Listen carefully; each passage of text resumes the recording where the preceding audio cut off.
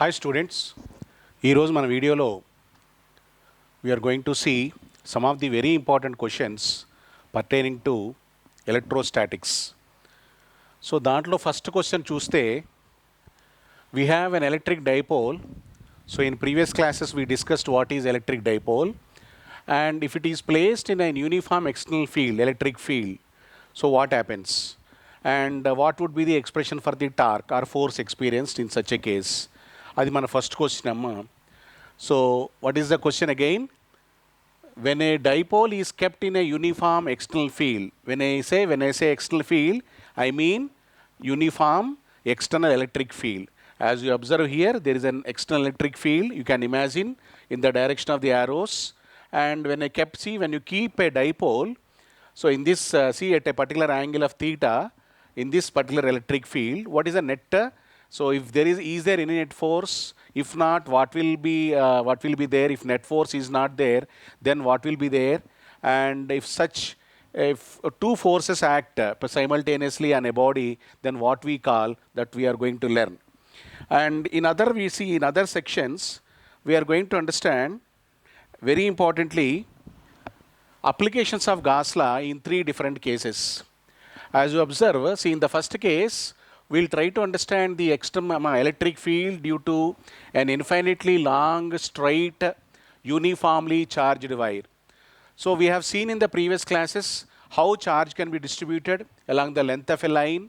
Here we are going to take an infinitely strong current carrying conductor. So either you look at this figure or you look at this figure. So either in this case, so there is an infinitely long, straight, uniformly charged wire. So when I say infinitely long, obviously you need to assume that the length of the wire is extended up to infinity. So therefore, when you consider such a wire, uniformly charged wire, so wherever you see when I use the word uniform, the charge is same at any point on the line. So that only we can call it as uniform, right? So that is the thing. So therefore, we are going to see an expression for electric field due to an infinitely charged wire. So this you can observe either in this figure or in this figure. So there is a uniformly charged wire of infinite length, and applying Gauss law, that means taking a appropriate Gaussian surface, right? So we'll derive an expression for the electric field. That is one thing. And the other applications include the same kind of application wherein you find the electric field due to an uniformly charged infinite plane sheet. So as we have seen in the previous classes, charge can not only be distributed in the form of a line, so which is called line charge or line charge distribution. So here we have other charge distributions as well. One is infinitely long charged sheet. So when charge is distributed over an area, we call it as infinite sheet of charge, as you observe in this figure. So when you have a infinite sheet of charge which is extended up to infinity in either direction, what would be the Gaussian surface? And if so, what will be the net electric field?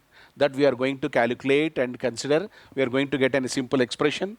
And lastly, we also try to understand the electric field due to a uniformly charged thin spherical shell.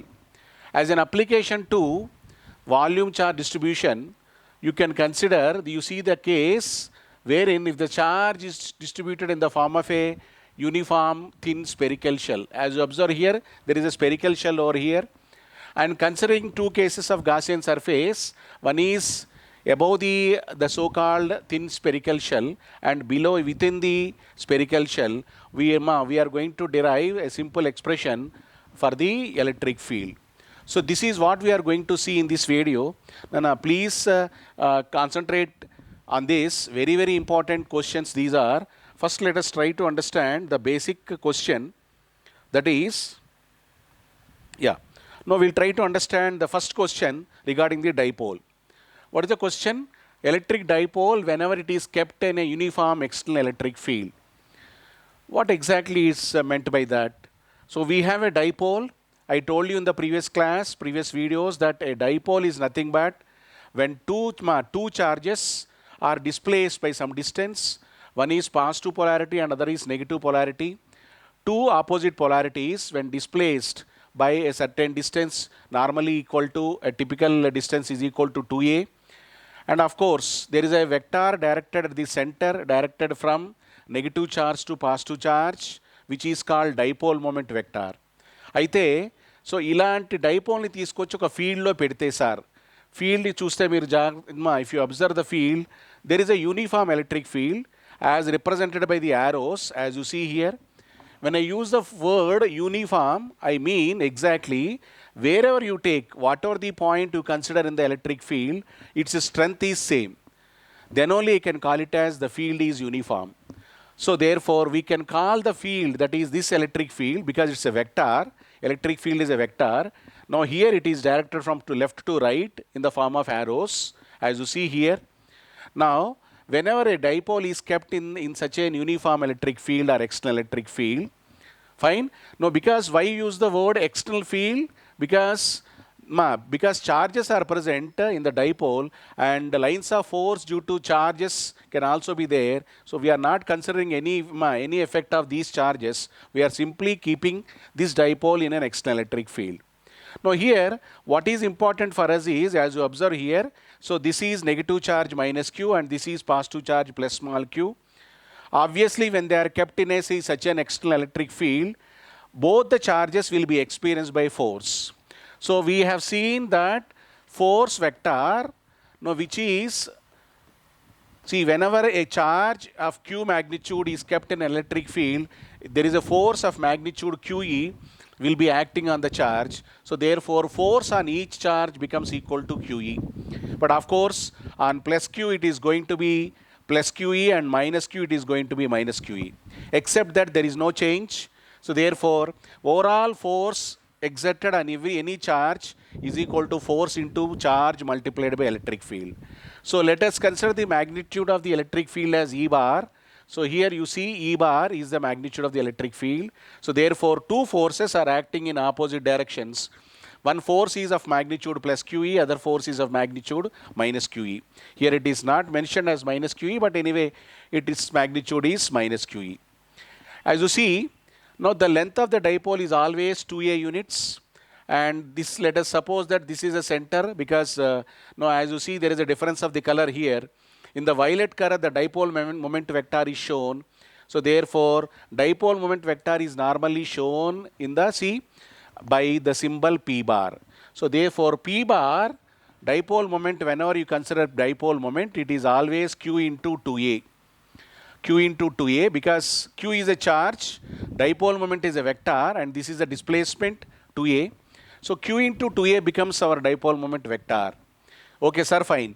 Now what we are going to see, whenever such a dipole is kept in a uniform external electric field. When I say external field, it is external electric field. So what exactly I mean by uniform? Uniform means the strength of the field is same at every point. So therefore, whether you consider a point over here, or you consider a point over here, or you consider a point over here, in the field, wherever you consider, the strength is same. So then only we can call it as uniform. Now, in such a case, obviously, because you see the angle between this dipole and of course the field, this is how in the horizontal direction field is oriented and dipole is kept in this direction. So there is an angle between these two of theta magnitude. So therefore, theta becomes the angle between electric field and the dipole. If that is the case, if it is kept at an angle theta, then as you see from the basics of mathematics, this is theta and this is also theta, alternate angles. So therefore, as you observe here, if this is theta and this is 2a, this becomes 2a cos theta and this becomes 2a sin theta. Obviously, because this is hypotenuse is 2a and this becomes a right angle triangle. So adjacent side by hypotenuse. So therefore, this is 2a cos theta and this is 2a sin theta. So now, 2a sin theta is a distance between, it is a perpendicular distance between these two charges. Okay, so therefore, what is 2a sin theta is a perpendicular distance between, as you see here, this is the perpendicular distance. When you drop a perpendicular and when you extend this point on the horizontal line, these two meet at this point. So therefore, this distance becomes the perpendicular distance because we are going to calculate something called torque. So what exactly torque is? Torque is the analogy for force in the angular motion. What is torque? whenever two forces act on a system or a body and they try to rotate, the bending moment, okay, it's a couple of, see, because of the couple of forces, the bending moment cost is said to be torque and is always equal to force into perpendicular distance. So torque is something which is force into perpendicular distance. Now here, as you see here, let us now understand, because two forces acting, they are acting on this dipole. One is of magnitude plus QE, other is of magnitude minus QE, because minus Q is the charge over here. So whenever two forces of equal magnitude but opposite direction, they are acting, because that is the reason why, because the direction is given, there is no need to show again minus QE. Two equal forces acting in opposite direction, the resultant force is always 0. So therefore, though the net force is 0 on the this one so-called dipole, but there exists something called torque. So because net force is anyway 0 from the free body diagram, so you take in two directions, the same force is acting. So therefore, in the horizontal direction, the net force is 0. But sir, you may ask me, sir, will there be anything extra that will be acting here? There is, yes, exactly, there is something extra that is acting here, that is what is called torque. So torque is the twisting moment or bending moment, because no, that is whenever, see, whenever here there are two forces, they are acting on a body or a system, they are trying to rotate. So as you see here, they try to rotate in the clockwise direction. For example, if this force is acting in this direction and this is acting in this direction, so therefore these two forces constitute a couple. So couple means a pair of forces. To one force is of magnitude plus QE, other force is of magnitude minus QE. So with these two forces, a couple is formed, and now it is important for us to derive an expression for the torque in such a case. So torque is nothing but force. You can take either one magnitude, because both the forces are of same magnitude. One force into perpendicular distance. So as you consider here, force is QE and perpendicular distance is 2a sine theta. Now we can simply write torque as QE. We can write torque as QE into 2a sine theta. So simplifying this, you get what? Because QE into 2a is our dipole moment vector into E sine theta. Finally, we get what? Something PE sine theta. Because Q into 2a, just now we have seen, it is dipole moment, it is PE sine theta. So PE sine theta is the final torque that is obtained due to two forces. You understand now? So we can still, it is abbreviated as P bar cross E bar.